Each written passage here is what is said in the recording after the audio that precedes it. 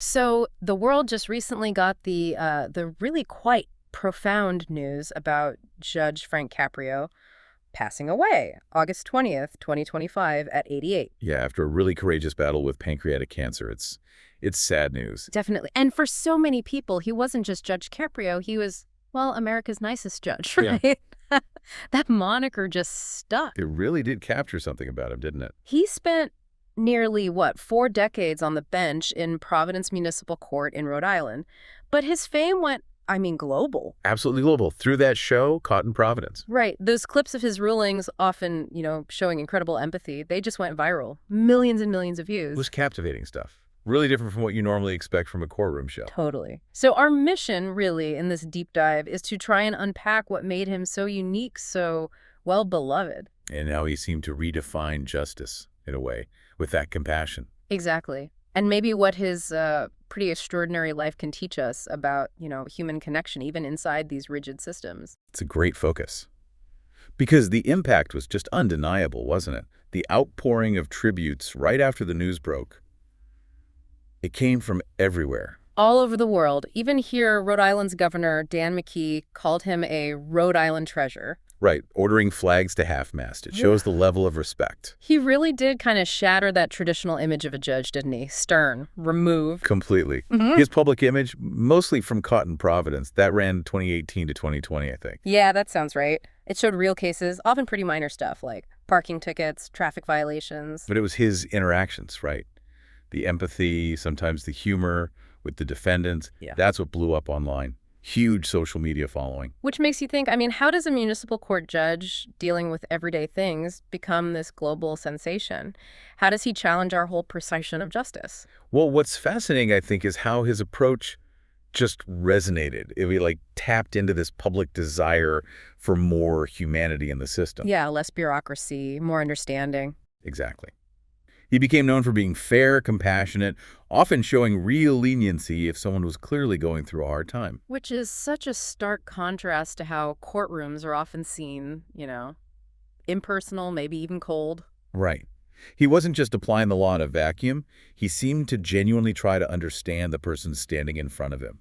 So it wasn't just about being nice, like a pushover. It was deeper. Precisely. Yeah. It felt like he recognized that sometimes real justice meant looking at the underlying human issues, not just the ticket or the infraction itself. That's a really important distinction, not just leniency, but understanding.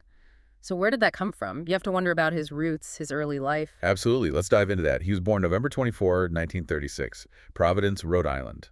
In the Italian-American neighborhood, Federal Hill. Right. And his family story, well, it tells you a lot. Second of 3 sons, his parents, Antonio and Filomena Caprio. His father was an immigrant from Italy. Yeah, Tiano, Italy. Came over and worked incredibly hard. Fruit peddler, milkman, long hours, tough jobs. Wow. So that foundation, that understanding of hard work, the daily grind, it was right there from the start. Clearly instilled in him. You see it in his own early life, too. Yeah, attending Providence public schools, but also working, dishwasher, shoe shiner, helping support his studies. Shows incredible dedication early on. And here's something I found surprising. Oh, yeah. He was a wrestler. Graduated Central High School, and in 1953 won the state wrestling title.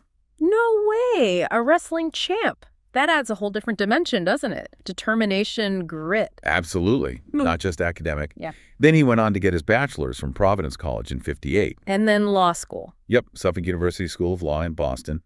And he also served, interestingly, in the Rhode Island Army National Guard. When is that? From 1954 to 1962. So military service was part of his background, too. Okay, so you put all these pieces together, the working class background, the immigrant father, the hard work, education, even the wrestling, the service.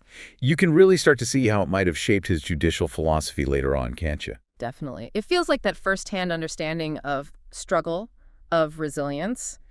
It had to translate into how he saw people in his courtroom. I think so. If you connect the dots, his personal journey, that self-reliance, knowing what everyday people go through, it really does seem like the groundwork for his compassion. He wasn't just approaching it from a purely legal text perspective. Right. He was bringing his life experience, his community's experience into it. That empathy wasn't just put on for the cameras. It seems like it was baked in from the beginning. And his contributions, they went well beyond the courtroom too, didn't they? He was involved in the community. Oh, expensively. Providence City Council, for instance, Hmm. 1962 to 1968. And politically active too. Democratic national conventions. 5 of them as a delegate. So yeah, he was involved in the political process, helping shape party platforms, choose candidates. And his commitment to education was huge. Yeah, that's a big one. He chaired the Rhode Island Board of Governors for Higher Education. That sounds like a major role. It is. Overseeing the big decisions for the University of Rhode Island College, the community college, basically shaping the state's public higher ed system. Wow. And philanthropy too. I read about scholarships he set up. Yes, and very personal ones. At Providence College, his alma mater, Suffolk Law School, his other alma mater, and for graduates of Central High, his old high school. And all named for his father, Antonio. That's right. A really lovely tribute connecting back to his roots and helping others get opportunities. He clearly valued education deeply, and he got recognition for all this. Honorary degrees. Several. An honorary doctorate of law from Suffolk in '91, an honorary doctorate of public service from URI in 2016. And that final honor after he retired in 2023. Ah, yes, the courtroom renaming. The Providence City Council renamed his old municipal courtroom the Chief Judge Frank Caprio Courtroom. That's quite a tribute. Really speaks volumes. It does. A very fitting, permanent recognition of his service right there in the place he was most known for. So when you look at everything, the council, the conventions, the education board, the scholarships, the courtroom itself, what does that say about his legacy overall? Well, it's clear his dedication was much broader than just the rulings we saw on TV.